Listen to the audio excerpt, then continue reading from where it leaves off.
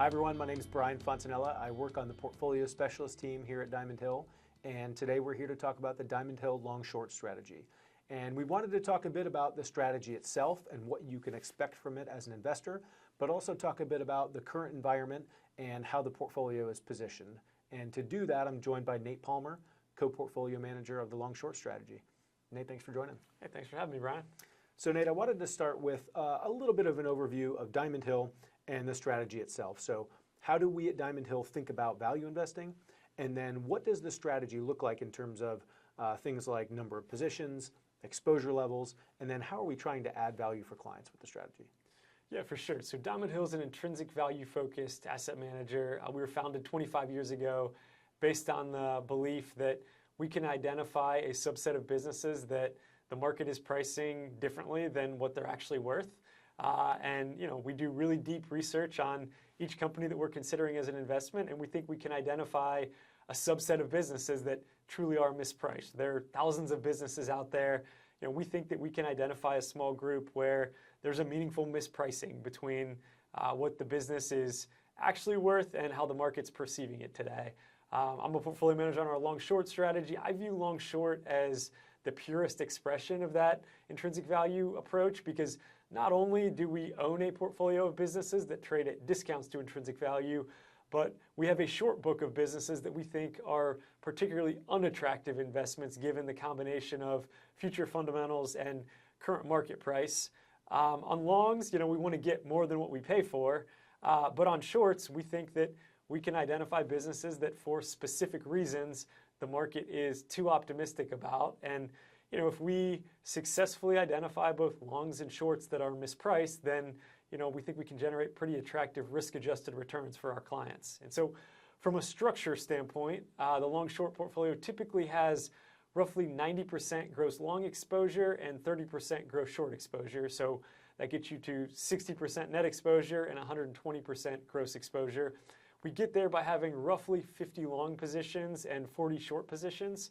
And then in terms of evaluating us, how we evaluate ourselves and how I think the most objective way to evaluate us from a client standpoint is the long-short spread. And so the extent to which our longs outperform our shorts, and we want to go one level deeper and say we want our longs to outperform the Russell 1000 and we want our shorts to underperform the Russell 1000. And if we generate a favorable long-short spread with alpha generated in each the long book and the short book relative to the Russell 1000, then we think we generate pretty attractive risk-adjusted returns for clients. Okay, so as a liquid alternative strategy, long-short strategy with roughly 60% net exposure, how do you tend to see clients use this strategy in portfolios? Yeah, so this really is a hedge fund strategy, but in mutual fund form. And so with that comes daily liquidity and no lockup. I think we see it used in a pretty wide variety of ways. I think downside protection is one theme that we hear often and something we take very seriously in the way that we manage the portfolio. I think a lot of clients want to participate in the long-term returns of equity markets, but with mitigated downside through a combination of the structure of the portfolio being 60% net exposure on average. And also, if we're effective at constructing a short book that generates alpha, that should provide even additional downside protection relative to what you would expect structurally. I think some clients use it as a volatility dampener in portfolios. Sometimes you'll see it as a replacement for a portion of equity market exposure, given that it typically has less volatility than a comparable long-only strategy. I think some clients really like that a higher portion of the total return in long-short is a function of alpha rather than beta. If you believe that we're skilled at identifying mispriced businesses, as we do, then alpha is a pretty attractive source of return. And so, I think there are several ways that this strategy gets utilized in client portfolios. And, ultimately, we're focused on generating alpha in each the long book and the short book and generating favorable risk-adjusted returns for clients, no matter how they use it. So there's a wide variety of alternative products out there in the market. Now, what makes this strategy compelling relative to other options within the category, whether that's hedged equity, less liquid alternatives, et cetera? Yeah, I think I'd start by saying that by design, the strategy is very straightforward. So We don't use options or derivatives. We don't use financial leverage.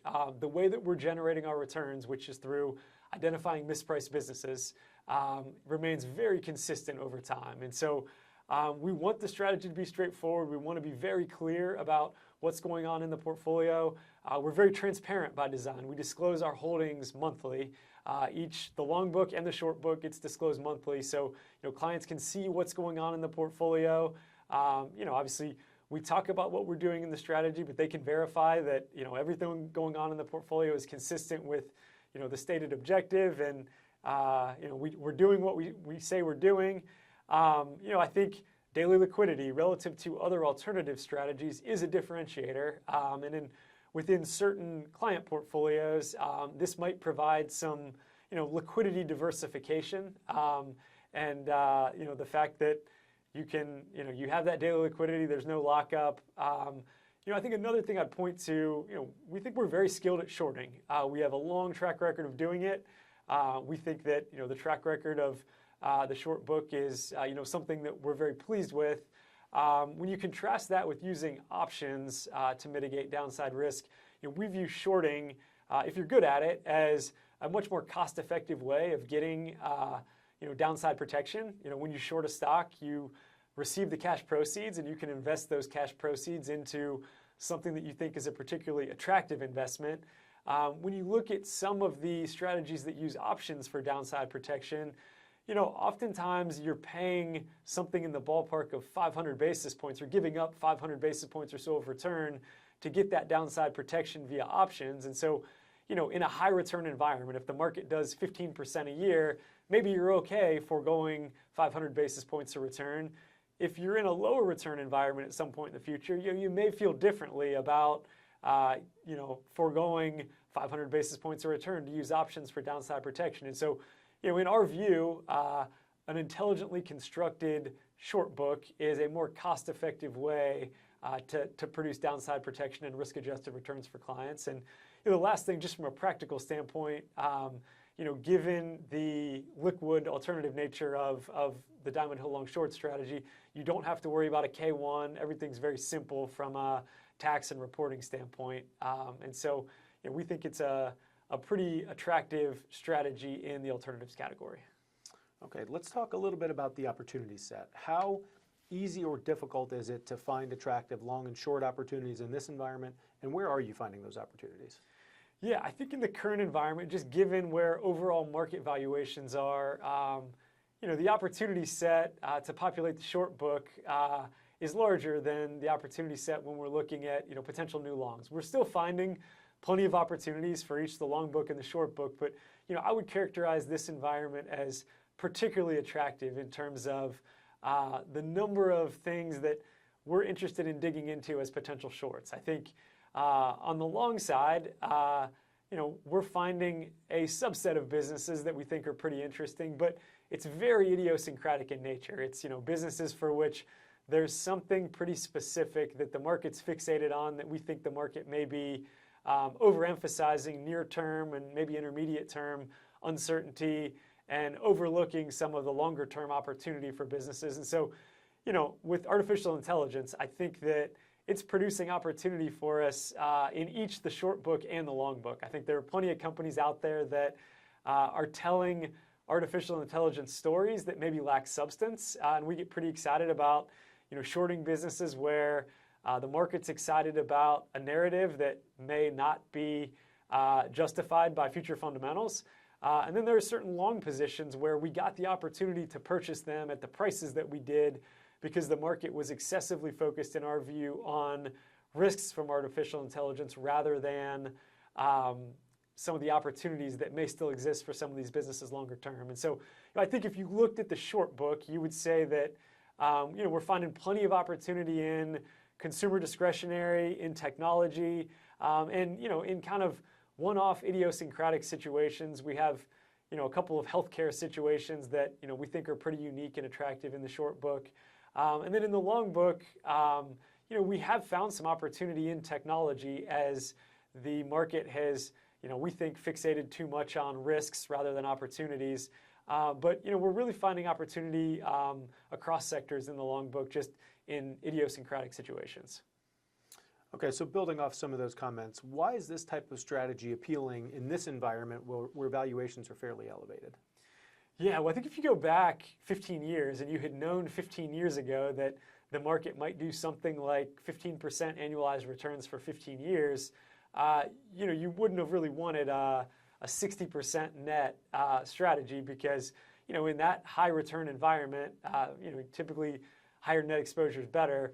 I think from this starting point where valuations, broad market valuations appear, somewhat elevated and expected returns are likely lower than historical averages, it's a pretty interesting time for a strategy like this with lower net exposure, but where the objective is to generate alpha in each the long book and the short book and generate risk-adjusted returns that way. In a lower return environment, a higher portion of your return is attributable to alpha or stock selection, and in order to earn an acceptable total return, we think that in a lower return environment, stock selection is going to be a much more prominent driver of return. And so, we think that a strategy like long short, if we generate the kind of long short spread that we believe we're capable of, it's a pretty interesting environment for a strategy like this. Okay, the strategy today has a decent amount of exposure to the technology sector with larger positions in companies like Microsoft or Alphabet, Meta, or Taiwan Semiconductor. I think most people tend to think of these companies and stocks as quote-unquote growth stocks. What makes these attractive investments to us as value investors? Yeah, it's probably worth starting with the fact that each of those has been a relatively long-term holding in the portfolio. And so, Microsoft has been in the portfolio for well over a decade. Alphabet was added in 2016, Meta was added in 2018, and then Taiwan Semi was added in January of 2023. And so with each business, we got a chance to buy a company that we thought was a very attractive business to own with a long-term perspective at a period of time when there was some near-term and maybe intermediate-term uncertainty. The market was fixated more on near and intermediate-term risks and maybe overlooking some of the longer-term opportunities. And so anything that we consider investing in, we're focused on what do we think the business is worth, and then what are we paying relative to that intrinsic value of the business, or what we believe intrinsic value is. And so with each of these businesses, we thought we got the opportunity to establish a position at a discount to intrinsic value, but the other and maybe what's ultimately been at least as important driver of return is that the intrinsic value of these businesses has grown at a very attractive rate over our holding periods. And so while the market returns of each of those companies have been attractive, our estimates of intrinsic value have grown at even higher rates than the market price has appreciated.